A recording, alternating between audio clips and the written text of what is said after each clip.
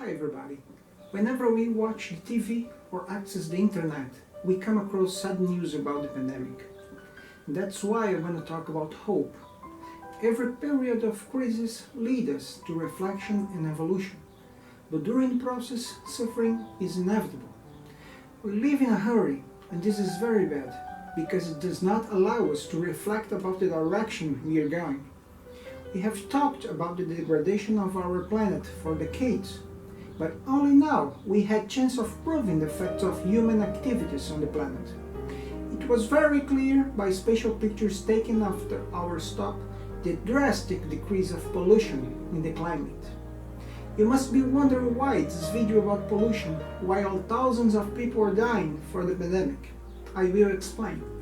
When I was 14, I presented a work in a science fair at school, an exhibition showing the Earth before and after the global warming.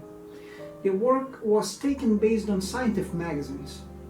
Many people smiled because it was a little new for the time. It was 1989.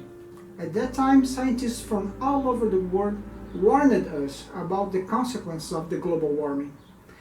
They said that into 3 decades we would start going through a critical period where we would suffer with storms, hurricanes, droughts, floods, extreme heat, extreme cold, shortages of water, and an increasing incidence of global pandemics.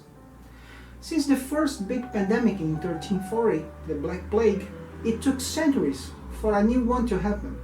And since the last big pandemic in 1920, known as the Spanish flu, it has passed 100 years. It turns out that everything that was said by science about 30 years ago is happening now. In 2005, we had the principle of pandemic called the avian flu with drastic measures. Only 4 years later came H1N1 and the acute respiratory syndrome.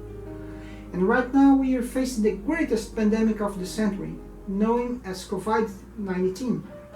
H5N1, H1N1 and COVID-19, 3 global pandemics into only 15 years. So there is no other time to reflect about our action and the future of our planet. There is no religion, there is no nationality, there is no social conditions. We are all equals. We are all living in the same ship, on the same island called Earth. We need to reflect about that now, before it's too late. Thank you for listening to me.